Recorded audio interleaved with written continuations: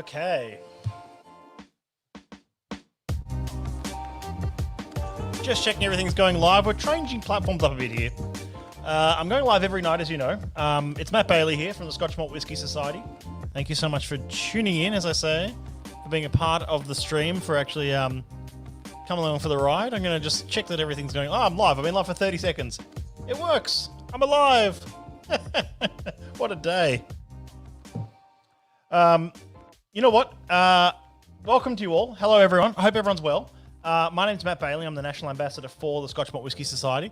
And I'd just like to welcome you into the stream and to say thanks so much for coming along for the ride.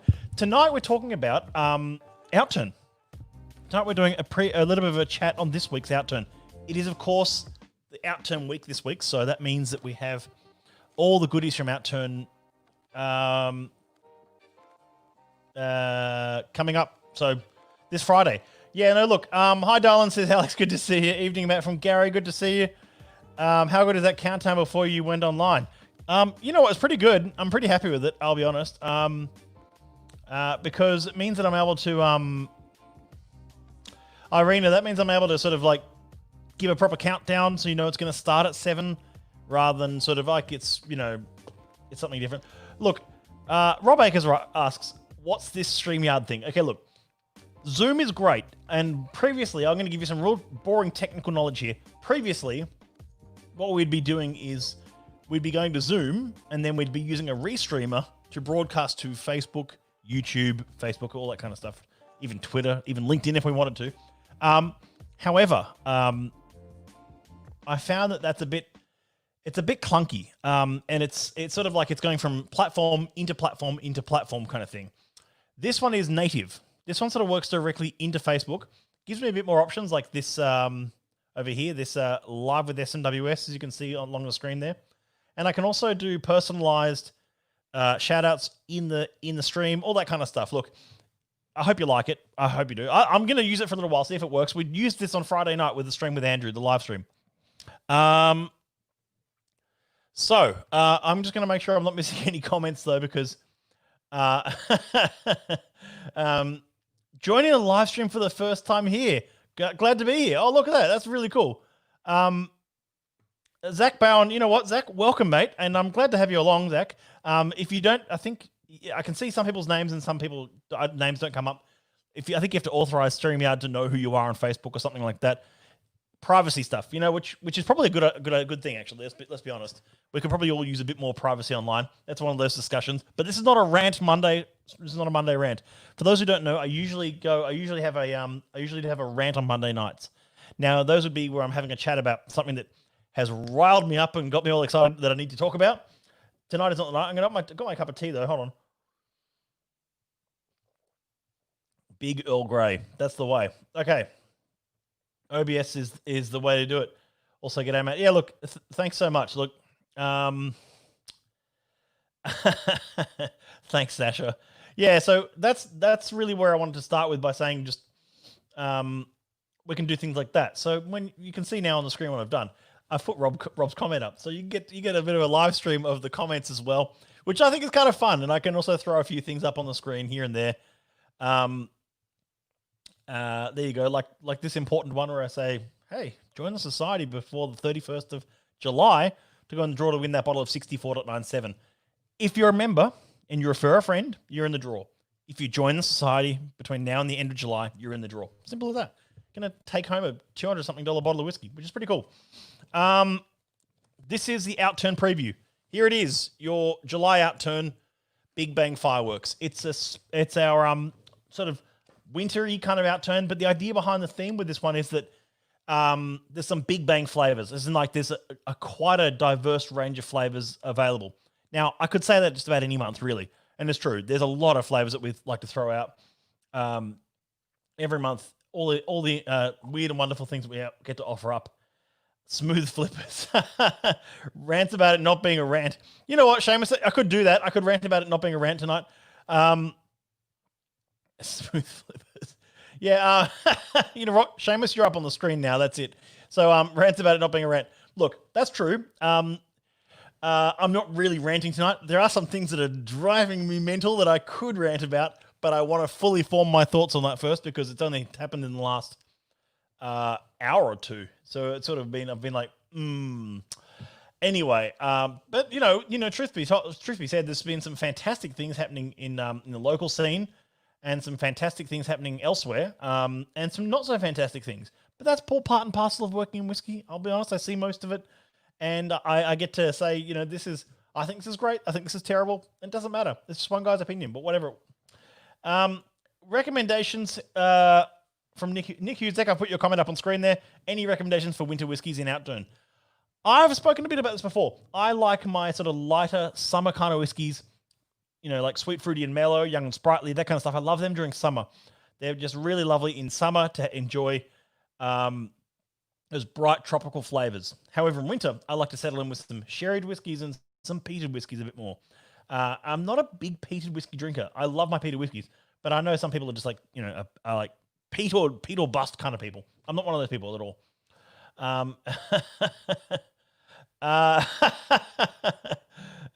Yeah. Okay. Well, Irene, I could do a bergamot battle. Bergamot battle. Yeah, that could work. You did it. Okay. You finally made it, Seamus. Well done. You're up on screen and everything. So, bring the rant energy to an update live. Love it. Yeah, I am bringing the rant energy. Thank you so much. No, I really appreciate that. Ben Barrow, good to see you, mate. You streaming out for Whiskey and Dreams on the weekend, and it was amazing. I really appreciate that, mate. I mean, we've been sort of moving platforms a bit, trying a few things out. And I've been sort of trying out things like, look, we tried Zoom into Restream, we tried Ecamm Live, we've tried a few different platforms. We want to find the one that works best. This is our second stream. I've done, Ben, you'll probably know this. I've done 500 streams or more now, 500 live streams, maybe a little bit less, a little bit more, I'm not sure.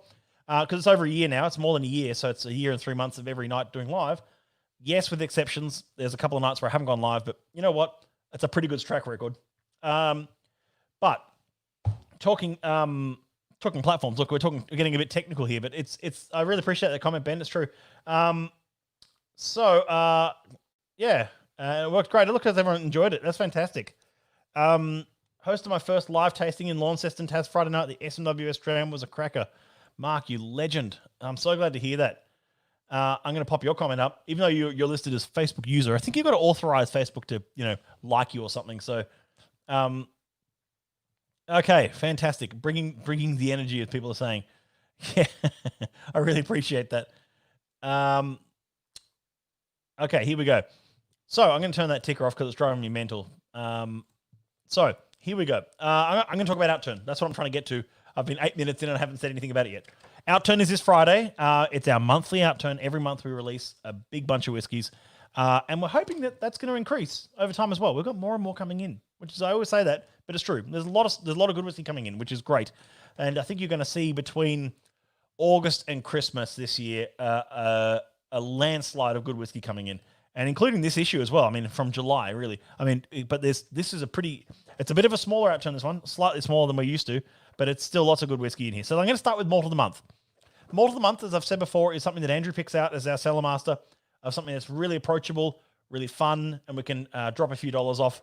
Drop down from 170 to 149. It's a first fill 8-year-old single cask strength whiskey from Distillery 63 in the sweet, fruity, and mellow. It's called Dental Damage. Now, I don't have a bottle on hand because there's not really that many available. And as Andrew hinted at a few weeks back, we don't just open stock.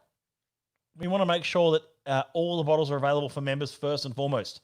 Now, if we're in the opportunity where we've got a good number of them all of the month, yes, fine, I'll open one and we'll talk about it. We'll discuss it. It'll be great. I don't have a bottle of that one in my office. I do have 2 other little bottles in my office, though. Not by little. They're the same size as normal bottles, but they come in big boxes. But Distillery 63 is quite a, how do I describe the spirit character of 63? It's quite mineralic, 63. So if you're a fan of Distillery, say, 107, if you like things like Glenallachie, if you like things like Ben Riach, if you like things like those kind of distilleries that have quite often a little bit mineralic quality to them sometimes, those two aren't really, I'm not comparing those two, but I'm saying like there's some distilleries that have a certain almost savory mineralic note to them, but at the same time have a lovely sweetness to them as well. I would put this in the similar category, 63. Distillery 63 often has that. It's a very it's a heavy distillate. It's a lot of fun, but in a sweet, fruity, and mellow profile, it comes across really nicely. I think I'm missing some comments here. Hold on, I'm sorry. Sure, it was a big weekend for a few people with Weird, Wacky, and Wonderful on Friday and Whiskey and Dreams on Saturday. Yes, it was. It was a big weekend of virtual tastings. Weird, Wacky, and Wonderful was on Friday night, and then Whiskey and Dreams on Saturday night if you attended that one. Question without notice. Are the 3 drams in July's tasting pack, have they been released or will they be released down the track? Darren, there was, as I mentioned on the Friday night, from that pack. You mean the pack that we did on Friday night? Look, those whiskeys, the rum is already on the website. I think there's still some of those left. The 16.44, the 112, both vanished on Friday during the tasting. And then, testing me here. Well, look, they're all pretty much gone except for the rum, and I don't want to get my numbers wrong here. Oh, the 134.7. There's still plenty of that available on the website. So there you go. Great question from Nick Huzek, who asks, does 63 have a core range? No, it does not. It did for a short while, I believe. It had like a stripy bottle. I'm talking like 15, 20 years ago. So no, I don't think it does. In fact, that stripy bottle may have been a different independent bottler. So no, there is no core range of Distillery 63, which I find exciting because you can actually explore a distillery character quite interestingly without a without a core range to compare it to. So it's like, well, comparisons are fun, but they're ultimately redundant. I mean, even comparing 2 single casks that were distilled on the same day seems a bit silly to me in some ways. Anyway, no, the tasting on the 23rd. Yeah, that was the 23rd. The 23rd. I'll get back to you on Darren. Darren, I'll get back to you on that one. So no, there's no core range 63. A lot of it goes into a blend called Black and White. Has anyone here seen Black and White blended whiskey at all? Nope. Maybe. I'll grab those comments and see if they're coming in. But yeah, can't wait for more than the month, says Zach. Oh, mate, it's a fun name. I even said in the description, it's don't let the name fool you. Short of biting into the actual bottle, you should be fine. It says in the description there. It's not going to give you dental damage, of course, but it's a floral spirit character of Distillery 63, and it's a distillery that has traditionally gone into blends like Ballantines, like Black and White, single cask, single malt, positively bursting with fruits, petrichor, cornbread, and golden syrup. Petrichor. Does anyone know what that is? That's like that after rain smell. I think I'm getting that right. Yeah, I should get that right. I only wrote those notes. Only shades of it. And that's B and W. The 2 puppies on the bottle. So there you go. So then we flip over. We've got the Dreamer's Dram, which was in the tasting pack from last Friday night, which is on the website now, by the way, and the 1.219, the 3rd in the Desert Triptych series, Petrichor Brulee. Petrichor makes another appearance. Isn't that cool? So there you go. All sorts of goodies in there. Yeah, the spot. Yeah, thank you. Spot on. The smell of rain on a hot surface. There you go. Thanks, Sasha. Sasha, hope you're well, mate. It's been a while, but I think it's been a while. You could say that about anyone, though, couldn't you? It's like COVID means that we're going to say it's been a while since I've seen you for lots of people, unfortunately. There you go. Mark Teague. Okay, you drank a lot of Black and White back in your youth. Yes. So you'll know. Yeah, if you've upgraded from Black and White. Mark, by the way, I'd love to know what whiskey you actually used on your tasting that you just did in your Launceston one, did you say? I'd love to know what it was, which one you used. Spot on, Matt. Thank you, Rob. Thank you. Oh, I missed one. The 3rd tasting. No. I mean, we've done the Gathering Pack tasting, and we've done 2 big virtuals now. We've got we're not doing with no big virtual announced in this one because by the time we went to print for it, we realized that most states were going to start looking at events coming back up online soon. And to be perfectly honest with you, we just don't have enough stock to really do another big virtual this month. But we will look at them in future months to come. Ultimately, we'd like to, we'd like to do them more often, but it's more a case of allowing enough time for them and enough stock and everything like that. And so there you go. Okay, so let's go to the next No, no third for the Desert Triptych. No, I think that. Yeah, okay, third for the desert. Sorry, yeah, the third for the Desert Triptych. Yes, there were two before it. Or unless that's the second one. You know what? Don't listen to me. I'm going to get that wrong. Actually, no, I'm wrong, Owen. I'm wrong. I've just had a mental refresh. That's the second one. So we're getting all three. That's the second one. So the first one was like 2 months ago. The second one is Desert Triptych. This one, and the third one is Desert Triptych, which I think is called Mushrooms and Sorbet or something. It's got a really funny name. Yeah, we're only on the second, Owen. You're right. You are right on that. Okay, so let's flip over a couple of pages. And then we've got a fountain of fruits I've written. Now, Emerald Mask Triple Thrill. Let's have a look at this. Ready? Vaults collection time. Okay, here we got it. This is in the Outturn there. It's 1,299 a bottle. There's 6 bottles in the country. Here's one of them. I'm holding one of them, one of 6. So that's very cool. I better be careful with that. It's absolutely stunning packaging. 97.22 Emerald Mask Triple Thrill. The guess is, I mean, one of the clues as to the history of this distillery is in the name. Triple. It was a distillery that was triple distilled for a long time. They also did many runs of non-triple distilled or double distilled as well. Know of any rando bottles heading to the website? Robert, yes, I do, actually. There might be one tomorrow morning. Keep an eye on that. I've got one. There's one we're going to pop up tomorrow morning. We'll see how we go. So there you go. It's a 29-year-old sweet, fruity, and mellow from a distillery that is long gone. So this is a closed distillery.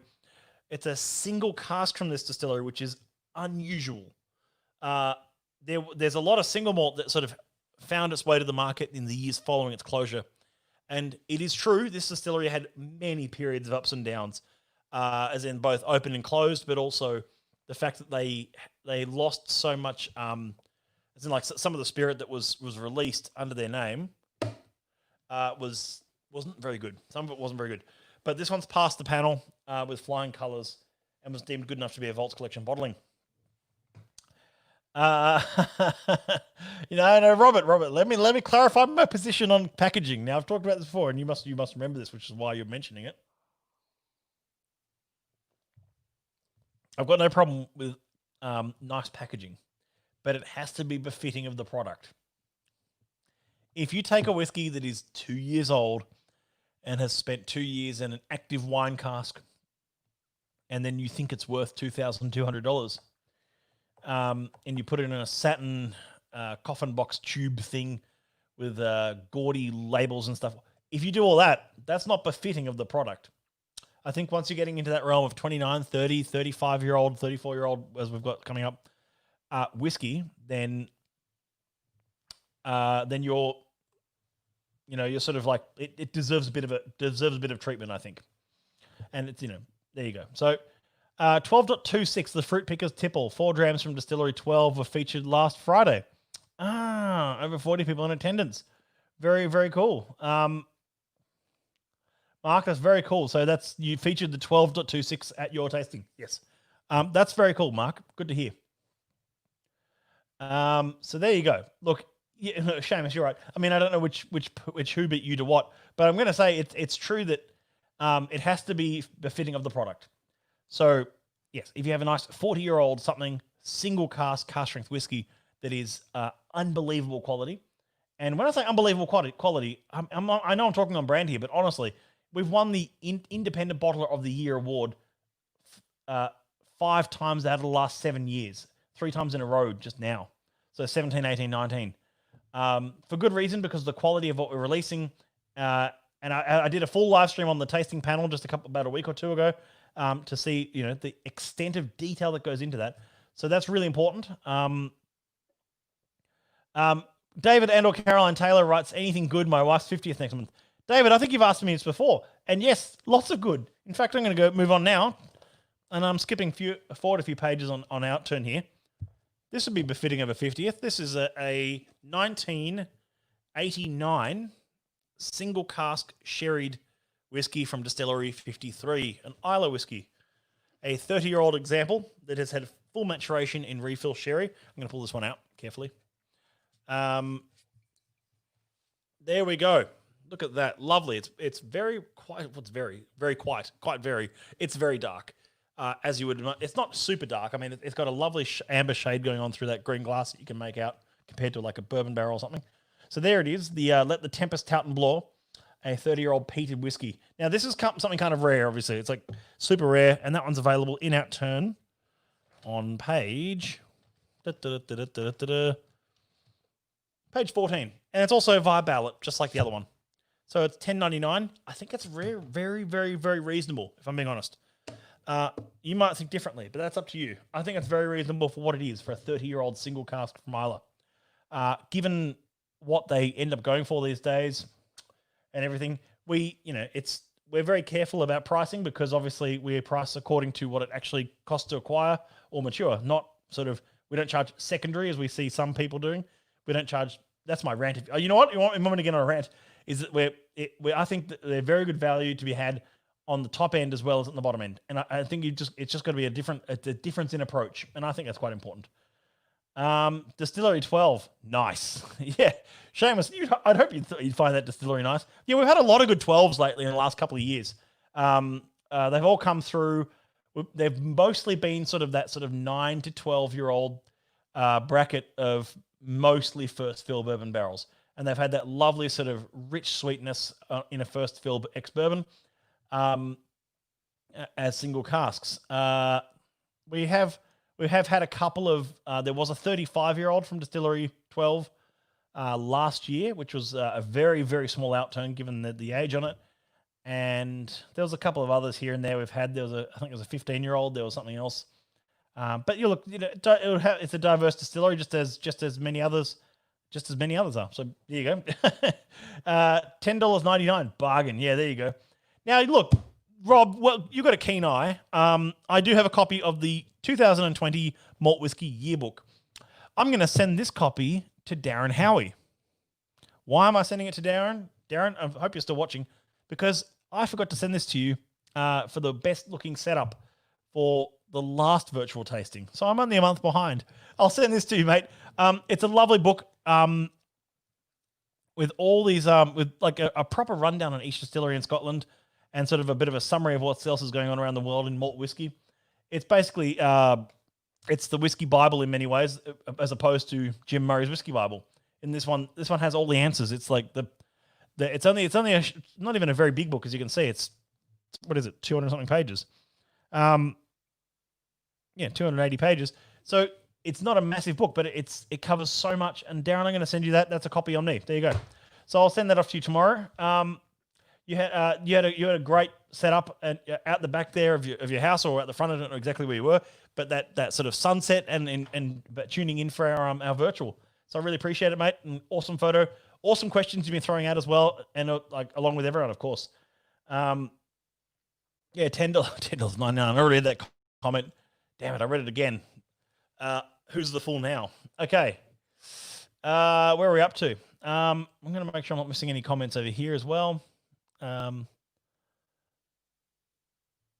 Evening, everyone says, James Finnegan, good to see you, mate. Hope you're well. Okay, so there we go. So I skipped forward a page. I'm losing track of myself here. Okay, so we've got the tasting kit coming up as well. That's a tasting which I'm going to host with the actual green tasting box. That's this month. That might be the one you're talking about. On the 23rd, I think it was. Yes, that's with the tasting kit on the 23rd of July. Sorry, I'm getting ahead of myself here. 23rd of July, we're doing the virtual tasting featuring those 3 whiskeys in the tasting kit. I'll do it via StreamYard if we're still liking this. 10.185 Hoppy Rocket. Love a good oily and coastal unpeated whiskey from Distillery 10. 93.124 3am Doner Kebabs. I bought one of those for myself. I love our teenage Campbelltown whiskies.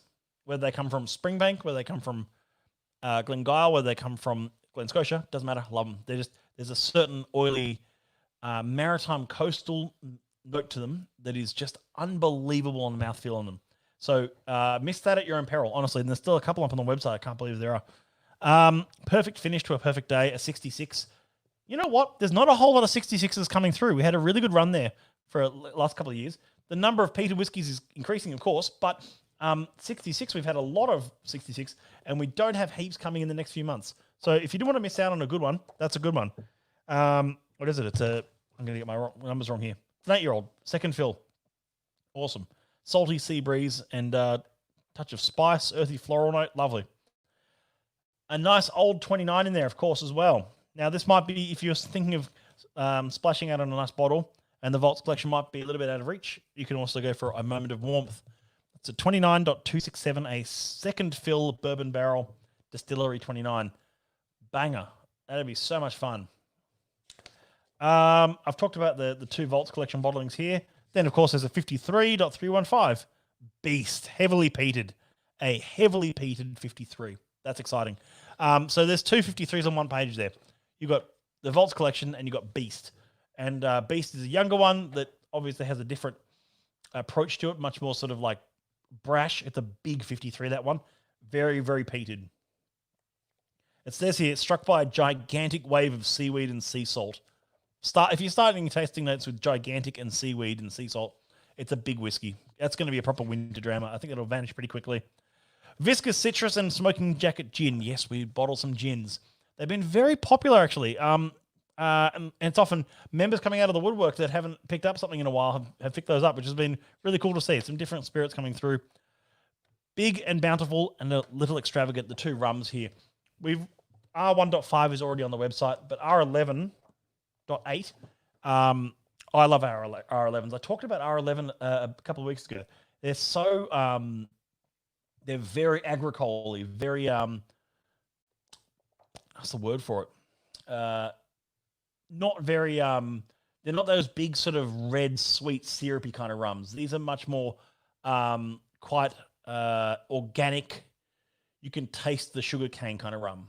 And I like that in a rum. I call them honest rums, you know, a bit like a team refill kind of rum. There's no cask cutting behind it. There's no sugar added to any of our rums. So that's one to check out. Where are we here? Okay, so then events, as we're heading to July, we're in that funny in-between phase of venues reopening, people getting back together again. We're seeing, you know, in Victoria at the moment, not so much, I won't say regression, but it's certainly more COVID cases popping up, a second wave, it looks like. We don't know what that means. We wish you all the best down in Victoria there, from us up here in Sydney. But it's just really hard to start scheduling things if we don't know what that looks like yet. Stay with us. Stay tuned. Now, big shout out to Emma Cookson from Whiskey and Almond.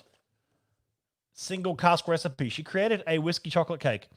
A whiskey caramel mud cake. Why did I say chocolate cake? Anyway, a whiskey caramel mud cake using whisk, and she recommends using something from either juicy oak and vanilla, sweet fruity mallow, and deep rich and dried fruits. That's not too hard to find something in one of those three. And then I've written about motors and malts. I like that kind of stuff though. I know it's a bit nerdy and whatever, but I like it. I think it's a bit of fun. And then there you go, find your flavor explosion. It's not a massive outturn. There's some real goodies in there though, which are launching this Friday. If I get a chance, I'll be able to review some of them this week. I'll see how I go. It's unlikely. There's not many bottles kicking around. But I might talk a bit more about that rum, the R1.5, which is already on the website. I've got a tiny bit of that left in a bottle. And I'll talk a bit more about the Dreamer's Dram 134.7 because that's well worth digging into a bit more. I know I've already spoken about it once.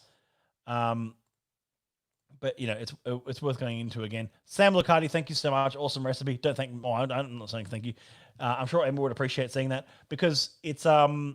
she's put a lot of work into that. And, by the way, Emma works behind the bar at Whiskey and Almond. She knows society whiskies very well. She tastes most of them. Like the whole team there do. So it's like she knows what we do. She knows the flavor profiles. And she knows how to integrate them into food. And so... someone who can do that is worth their weight in gold. So well worth checking out that recipe, see if you can create something of your own there and go from there. You know what? I think that just about wraps up. I just wanted to do a half hour on Monday night. Not really a rant, as I said, just a chance for us to have a chat and see, you know, not taste anything. I'm having a cup of tea tonight. It's always good to have a night off. And and talk about these Vaults collections, which I might talk a bit more about in the coming days. As we've got two in Outturn, one of each here in my office here. And I really look forward to this week ahead on the live streams with you all. Thank you so much. As always, it's been much appreciated. And I will see you all tomorrow night. Tomorrow night, by the way, is... Oh, I should mention. Tomorrow night is Whiskey Roundtable. Now, it's normally a Wednesday night for Whiskey Roundtable, but we've got a special guest who's able to join us on the Tuesday. So Seamus, you're getting on the screen for that comment, so just want you to know that. So we're getting a really special guest on Whiskey Roundtable from the UK joining us live, which is going to be fantastic. Really looking forward to working something out there. That'll be Andy Milne from South Trade, Scott Fitzsimmons from Oak Barrel, Alex Darlenberg from Speakeasy Group, and myself as the regular guests, joined with a special guest from the UK. This guy's a legend, and I'm really looking forward to having a chat with him. So in the meantime, I'll see you. I'll see you all tomorrow for Roundtable. Have a great evening. Slàinte mhath.